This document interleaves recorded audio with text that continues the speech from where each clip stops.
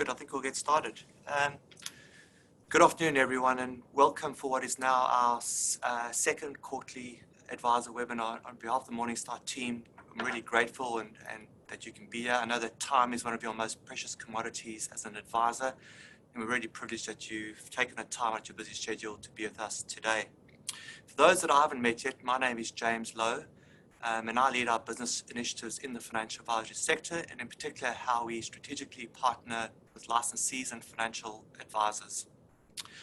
Now, the foundation for today's webinar, and as I mentioned this in the previous quarterly webinar, really came off the back of our events in February around the country. We engaged with a number of advisors who said they had a specific need, and that need was for more content and communication that is digitally and video based to support their communication to their clients and help reduce the time, cost and administration burden that's involved with that. So the purpose of today is to really do exactly that, but taking it within a framework that is evidence-based content to support messaging and communication, and not with the purpose of trying to replace any of the existing great communication you already have with our team serving advisors, but rather to enable you over the coming weeks to have real deep dives with that team on the content. The second purpose really was to also provide you more access to our senior investment professionals in the Morningstar business. And with that in mind, I'd like to introduce you to Jody Fitzgerald. Jody is our Head of Institutional Portfolio Management and Solutions at Morningstar. And I know some of you might have heard Jody present. It's one of the recent professional bodies roadshows around the country. We've had great feedback and we're really excited to have Jody with us today. Just a bit of housekeeping at the start. We will have heaps of time for questions at the end. There is a Q&A button on the Zoom that you can click and send your questions through. We look forward to seeing that. We've also had heaps of positive feedback from you following the last webinar, and we haven't incorporated some of that in today's slides. But again, please, we do encourage you to send more of that through to us also. So let's kick off. Just to start with, I was given the option of a long story disclaimer or the short one, so I've chosen the short one.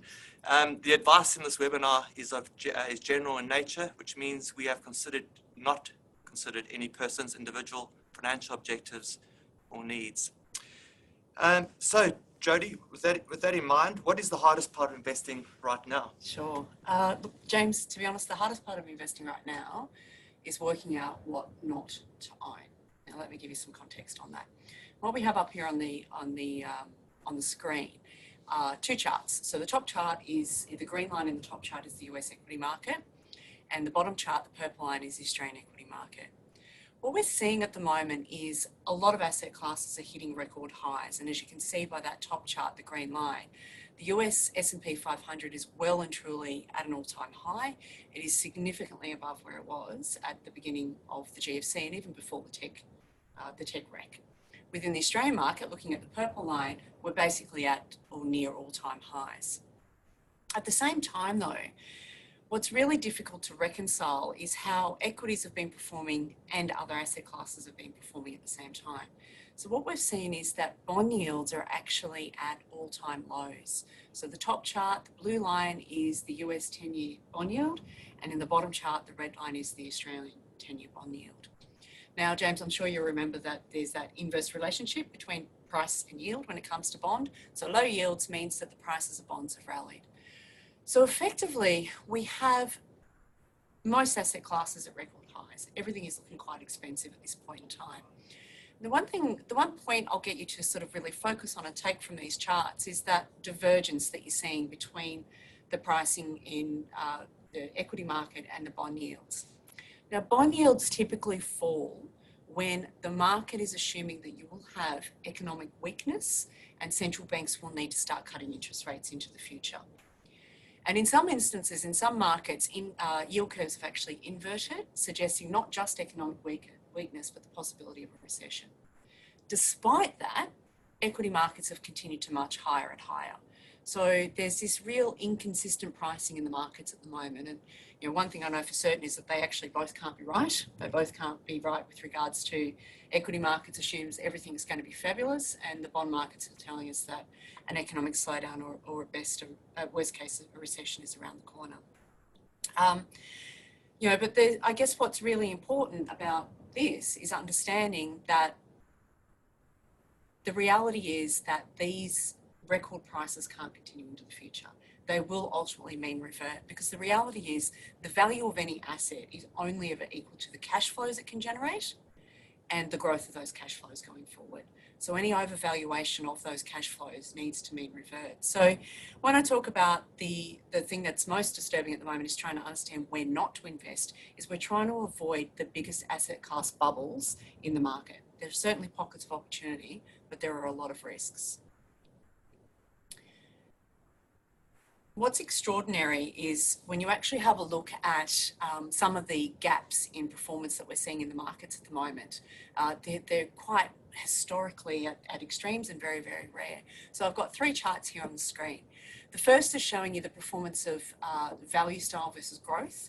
And as you can see, value has really struggled over the last 10 years and growth has been quite dominant in terms of its performance. The US, the second chart is the US versus the rest of the world. So holding US equities versus holding anything else, whether it was Japan, Europe, etc., has seen significant performance deviations. And same with bond yields versus cash, which we've already spoken about. It's usually around this time when you start seeing these huge divergences in performance that you start hearing the phrase, it's different this time. There's one thing I know for certain is that markets do not remain divergent to this level, to this extreme level, for long without actually correcting. In looking at that, value and growth divergence is extremely large. One of the things that I've heard from advisors consistently as we've engaged over the last few sort of months is value investing dead? Yeah, yeah. Which, we've heard that a little bit because we are value investors, so people are questioning that. Look, the reality is if you have a look at any sort of research over value versus growth over the long period of time, so there's plenty of academic research and empirical evidence that supports the fact that value actually outperforms growth over the long term. What's interesting, if you have a look at that first chart though, I would say up until 2017, the deviation of value versus growth probably was within the realms of being normal. But since 2017 to 19, that line has really steepened.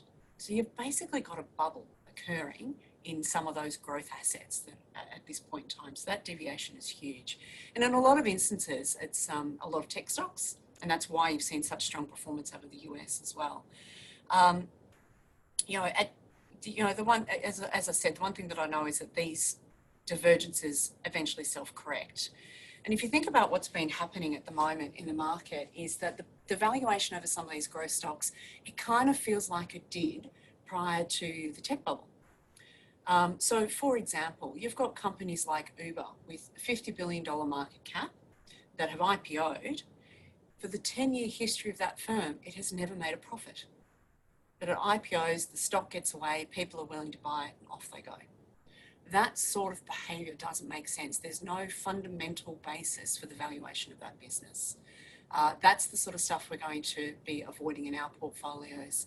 Now, it's really important, I guess, the ultimate question you need to ask yourself is that, can the price of growth stocks go on for infinity? And then with regards to value, there's a big difference between something being cheap and something being good value. We're looking for good value, not necessarily something that's just cheap for the sake of it, because that will often be a value trap. So the answer to that is no, value is not dead. This is a rather unusually long cycle. There's actually been a study done by Kenneth Farmer, who's looked at value versus growth managers in the US over a 70-year period. And the valuation gap is now at its widest it's ever been in that 70-year history. So if anything, now's the time to actually adopt a value investing, lock in any profits you've had from growth investing and come across. You've used the word bubbles a few times now in terms of asset prices, and your biggest concern obviously is the market sell-off and losses. Why is minimizing losses so important in the investment approach? Yep, absolutely. So if we just move to the next slide, what people forget about is the power of negative compounding. So when you've got asset values that are significantly overvalued, the risk is that they will mean revert, that you'll actually see capital losses within those assets as the market starts to reprice fundamentals and stops pricing in sort of the sentiment type behaviour that we're seeing at the moment. Now, compound interest is a beautiful thing. I try to teach my kids about it. They're not interested at the moment, but we'll get there. But what people forget is that compounding on the downside is so much more powerful than it actually is on the upside. So there's the whole, the law of investing is don't lose money. The second law of investing is don't forget, rule number one. If you have a look at the chart here that I have on the right-hand side, it gives you an understanding of why avoiding losses, and you're never going to fully avoid them, but why minimizing them actually has a significant impact on your ability to generate long-term wealth. So if, for example, the market was to draw down by 20% tomorrow, now that can happen. We saw that in the fourth quarter of last year. There was a 20% drawdown in equity markets. To get back to square, you need to generate 25% returns. That's just to get you back to where you started from. If the market was to fall by 50%, so GFC sort of scenario, you have to generate 100% returns to get back to square. So avoiding those losses matters because it means you've got a higher base that you can start compounding from to continue to generate your wealth going forward. So we honestly believe at this point in time, it's what you don't own that's going to have a huge impact on your future returns of your portfolio and your ability to generate wealth for your clients. I know we've spoken to advisors about this exact concept. One of the things that they have asked us is, well, does it really matter if you've really participated in the upside? So yes, you're going to have the downside, but does it really matter? Absolutely, it does. So let's go on to the next slide. So I've pulled together a little experiment. And as I mentioned a second ago, that investment losses, if you lose less in the downturns, you've actually got a stronger base to start that compounding going forward. Now, I'm going to introduce you to the concept of upmarket and downmarket capture. And what we find is that funds that don't fully participate in the upmarket, if they don't fully participate in the down, they can actually still do better over the long term. So moving to the next slide, I'll show you what we did to sort of prove this point. So imagine a diversified portfolio. So we're talking multi-asset, diversified, standard balance portfolio. And we're talking about a portfolio that only ever captures 90% of every market rally. So if the market goes up by 10%, it only gives you 9%. However, if the market sells off, it only captures 70%. So if the market falls by 10%, you only fall by minus 7%. And we've built a hypothetical portfolio. We've taken the Morningstar Growth Peer Universe from our friends over in the data team, which is basically all of the funds in the marketplace. And we've assumed that whenever that median return is positive, we'll take 90% of it. Whenever it's negative, we'll take 70%. How do you think those two portfolios would compare over time? You tell me. All right, well, kind of gave you the answer, James, before. Now, the reality is you would be forgiven for actually thinking that what we're going to refer to here as the 90-70 portfolio would actually underperform. And the reason why people are naturally going to make that assumption is because market losses usually don't occur as frequently as market gains. So if you're not keeping up with the gains, but you're doing better on the losses, on average, you're probably not going to do as well. What you can see here on the right-hand side, the green line is actually that 90-70 portfolio. And the blue line is the median manager in the growth survey. So what's really interesting here is that not only has that portfolio actually delivered more superior returns, but it's actually done it with less volatility. So you can see in the table at the bottom, we've determined what the standard deviation of those two portfolios were. And the standard deviation of the peer group average was 9.84%. But the 90-70 portfolio is 7.75. I've also shown you over the period that we calculated this, the number of up months versus the number of down months. So you can see a couple of things. Firstly, for a 90-70 portfolio to win over the long term, you don't need more down months than up months. It's not the case at all.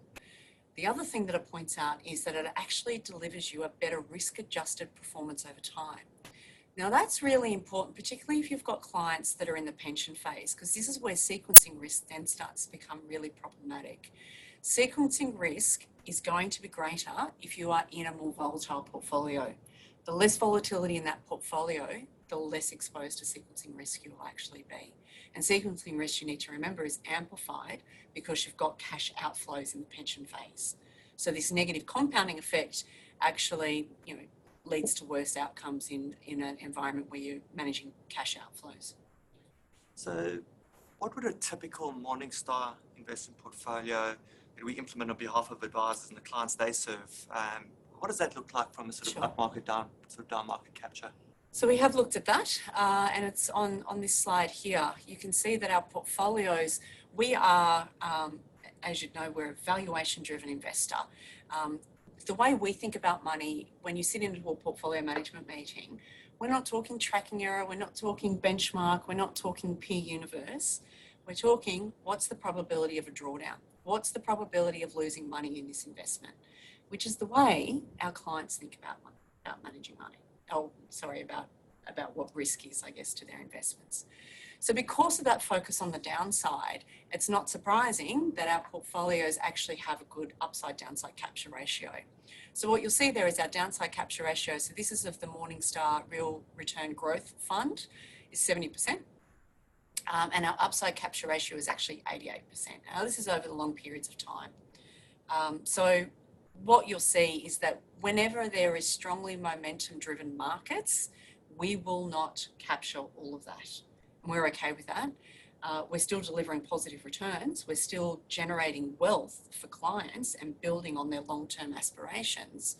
But we're avoiding the things that are more likely to draw down and expose us to that negative compounding. So just moving to the next slide, thank you. So really, limiting downside is kind of, and capturing a reasonable portion of the upside kind of is investing nirvana, really. And we've shown that through a hypothetical example using the Morningstar Peer Universe. We've shown it with our portfolios as well. However, there's something that you really need to appreciate and understand with this type of investing. Because you need to be positioned quite differently to what we refer to as a naive benchmark, which is just, the standard balanced portfolio. I'll have 30% Australian equities, I'll have, 40% international equities.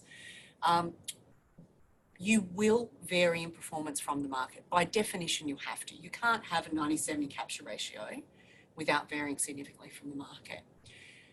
What it usually means, though, is that you're more conservatively positioned in the market. So in a bull market, which is what we're experiencing now, we will lag. However, we expect to capture less of that downside, and that, from a compounding perspective, will actually be more beneficial to the clients going forward. Given that absolute importance you mentioned about minimising downside capture, I mean, what are the markets and what are the areas that sort of advisors should be looking at and we're looking at as we're trying to achieve clients' goals in a more reliable way? Yeah, sure. So what we've got at the moment is that, even though I mentioned earlier, so I sort of give you a few caveats here that markets are expensive, bond markets are suggesting economic slowdown, recession, equity markets are marching forward. A lot of assets are overvalued. There are still pockets of relative value available in the market, so we still find opportunities to invest. What I have here is a spectrum of the low conviction to high conviction ideas and broken into at a high level at an asset class. As I mentioned earlier, bond markets are overvalued because yields are at historic lows and shares are, highly priced. So we actually have a high conviction in cash, and I'll show you in a moment what the asset allocation of the portfolio is. And you'll see we're holding a high portion in cash. Part of the reason why we're doing that is that, obviously you don't really expect losses there, but it's what we refer to as having dry powder. So when that market starts to price fundamentals correctly and things sell off, we can jump into the market and buy assets at a cheaper price. Within the investments though, so when you look within shares, there are, as I mentioned, pockets of relativity with regards to valuation. We don't like US or Australian markets at the moment. We think they're very overvalued. Where our preference is actually within the UK and Europe. And even with the UK, that is accounting for a disorderly Brexit as well. We still think there's reasonable valuation there. Emerging markets in Japan are our other favoured asset classes. Within bonds, again, our preference is for emerging market debt and for short duration US treasuries. we have a much lower conviction in corporate bonds and just government bonds that have got a longer duration. So you'll see that our portfolio is really tilted in that way. Before I move into our portfolio then, on the next slide, I want to give you an understanding, because this is what we look at in terms of valuation. So for those of you who are quite familiar with us, you've probably seen these charts before. The blue line is showing you what our forecast 10-year implied valuation return over asset classes, and the green is the current spread to fair value. So the green, as you can see, there's a lot of negative in there, which is basically saying that most asset classes are currently trading above what we see as their fair value. However, there are still asset classes that we expect you will get positive returns from. But the one thing I want to draw your attention to is, let's take, for example, so everything on the left-hand side are the asset segments that we have a preference for, because obviously they've got a higher return profile, versus the right-hand side. But what I'll draw your attention to is, let's take, for example, the asset class that's coming out with the best valuation at the moment, which is emerging market Europe. That 6.2% is the implied valuation we're expecting over 10 years. Now, realistically, that's a fairly low return for a risk asset. So the one thing that I would actually say to you is, what I think is probably important at this point in the cycle is to start preparing your clients for lower returns. We've had really strong absolute returns coming out of markets for quite some time now. From here on in, we're expecting returns to be a lot more muted. There will still be opportunities, but getting that CPI plus type objective is going to start getting harder as markets start to mean revert. So moving on to how we're actually positioned within the portfolio, and apologies for the ability to have to squint here, and I'll have to pull up my screen because I'll have to squint otherwise. So I'll point out a few things that we mentioned earlier. So you can see there at the very top of the pie, the dark blue line, the dark blue part of the pie is Australian equities. So at the moment, our exposure to Australian equities in our growth portfolio is only 5.6%. That's really low. Like most portfolios, what we refer to as the naive benchmark, so what an SAA, if you were following an SAA, how you'd be invested, would have about a 30% allocation to Australian equities, and we're at 5. North America is the other one. So North America, as you know, that is more than half of the MSCI benchmark, and international equities within a portfolio like this would be around 40%. We hold 5.4%. And what's also important to point out is what we hold within North America is actually focused on the more sort of conservative areas, so consumer staples and healthcare. And the reason for that is they're the more defensive asset segments. So if we do see a slowing of economic activity, people still buy food, consumer staples will still work, and healthcare, people still have healthcare needs. That process doesn't stop. So we've put in defensive, the mix of assets that we're using in the parts of the market that we see as overvalued. We have the opportunity to tilt towards the more defensive sectors. The biggest part of that pile, the biggest segment, as you can see, is the cash, as I mentioned earlier. Excellent. Thank you, Jody. I'm just going to look to see if any questions have come through. Yeah, we've got a few here. The first one, it's been received. I'm just trying to sort of, I think there are a few typos in this one. Don't the current low bond yields justify the current equity prices? And it looks like the low interest rate environment could last for years, if not many years. So is there further room for even higher equity prices? Okay. Let's unpack this in a couple of stages, right? So firstly, so investing 101, the way you determine the value of an asset is you take its cash flows, its future cash flows, you discount them back to get a present value, right? Now, the discount rate that's actually used will vary by asset class, but the discount rate will be a combination of the risk-free rate and a bunch of adjustment factors like, is this a risky asset class and therefore I need to put a risk premium, etc. Now, the global risk-free rate that is used as the basis for building that discount rate is the US 10-year Treasury yield. Now, it's really important to distinguish between what central banks are doing at the short end and the 10-year Treasury yield. Cast your mind back to fourth quarter of last year. Okay. When you go back to there, the US 10-year Treasury yield was actually at 3.2%. Today, it's at 1.15. Now, remember the fourth quarter of last year, markets sold off rapidly. We had a 20% fall in markets, and that's because markets started to price in economic recovery, and they started to price in that central banks were actually going to start increasing interest rates and so forth, and we'd go from there. That then led to a sell-off. So basically what's happening is that since the global financial crisis, that global risk-free rate has effectively been rigged by central banks. Through quantitative easing and through a bunch of techniques, they've actually kept the price of kept the yields suppressed. So if your risk-free rate is artificially low, once that risk-free rate reprices, every asset globally that is priced off it will need to reprice and reaccount for risk in the portfolio. So back to the question of what if rates stay low? We don't need a big increase in rates. What we need is just a small increase in the 10-year US Treasury yield to get that repricing to occur. So as I said, right now it's 1.55. This time last year it was 3.2 and we saw a 20% market sell-off. So yes, rates could stay low and certainly, not go back to mid-single digits, but that doesn't mean that you won't get the volatility in the markets. I use the analogy with people that if you want to buy the corner store, you go and you have a look at that corner store and you look at the cash flows it's generating and your belief of how can I actually improve the cash flow generation of this business. Based on that, you'll determine what you pay for that business. Shouldn't be any different in any other asset class that you actually look at. But as I mentioned earlier, we've got what people are referring to as zombie companies. These are companies that have never made money, but are listing and going up in price and up in value. Would you go to the corner shop that hadn't made money for 10 years, had no cash flow, and buy it at a premium? No. So that's kind of, the analogy that I use because that's easy for people to understand. So there are opportunities though.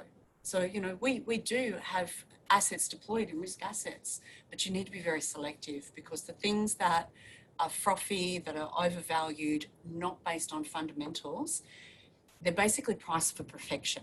And all you need is a slight adjustment in the forward earnings guidance or them not meeting their earnings expectation or a marginal increase in the risk-free rate and they just reprice and they'll reprice hard. Great answer. Thanks. Next question. Actually, this is one that I know the team serving advisors have often a lot of conversations recently. You said that clients probably cannot expect to receive similar type of returns in the future as we've seen in recent years. What does this mean right now for clients whose portfolios are invested following a static SAA approach that is market benchmark focused rather than goals and objective-based investment solution? Yeah, sure. Can I get you to go back a slide for me, please? So if you have a portfolio that is SAA focused, the reality is you're going to have the biggest exposure probably to the things on the right. So US, Australian equities and so forth. And the reason for that is the way you get big in a benchmark is by performing well. So you've actually got an overweight to everything that's done well. Going forward though, if markets start to reprice from fundamentals and that mean reverts, it also means you're going to be most exposed to the downside. So if you want to avoid negative compounding and you are in an SAA relative, now's probably actually a really opportunistic time to move into a total return type portfolio. And again, looking at this chart here, the returns that we're expecting out of all risk assets going forward will be a lot more muted than what you would typically expect from these asset classes, which is to be expected. For those of you who joined the webinar last time, we talked about there was a seesaw in that pack about that, at the end of the day, an asset is only worth, I know I'm repeating this, but it's important. It's only worth the value of its cash flows and the future growth of those cash flows. If it is currently overvalued, all you've done is you've dragged future returns into the present, which means the future returns need to be a lot less. So, I would say now's actually a really good time to think about moving out of that benchmark relative environment into a total return environment. One other question we've got here, a great use of language. Can you provide me with evidence of your ability at Morningstar to pin your ears back and invest aggressively when opportunities arrive? Sure. So probably the best example would be coming out of the GFC and REITs, which were just absolutely, smashed in terms of performance and so forth. We went in with our ears pinned back. So, again, a standard portfolio, standard sort of balanced growth portfolio would probably have 5 to 8% in REITs. We were over 20%. So definitely with the ears pinned back. And what you'll see is that really was a significant contributor to performance over time. And going back to that point that I made earlier, that if you're going to build a portfolio that is roughly 90-70 in terms of 90% upside, 70% downside capture, you do need to look different. Good. We do have one or two other questions, but just in the interest of time, I'll most certainly get some of the Advisor Solutions team to engage with those advisors who haven't had an opportunity to have their questions answered. Thank you very much, Jody. No problem at all. That was fantastic. In terms of the next steps from here, the Advisor Solutions team, serving advisors, will most certainly be engaging with a number of these slides with you in your practices going forward. And having real deep dives into them. You can also expect a recording of today to come through, including videos, a 3-minute video, and slides with scripts that you can use with your clients in a way that makes sense for your practice. Again, delivering on the purpose of today's session. So thank you once again. I really do appreciate your time on behalf of the Morningstar team. Enjoy the rest of your day, and we look forward to engaging with you soon. Thank you. Thank you.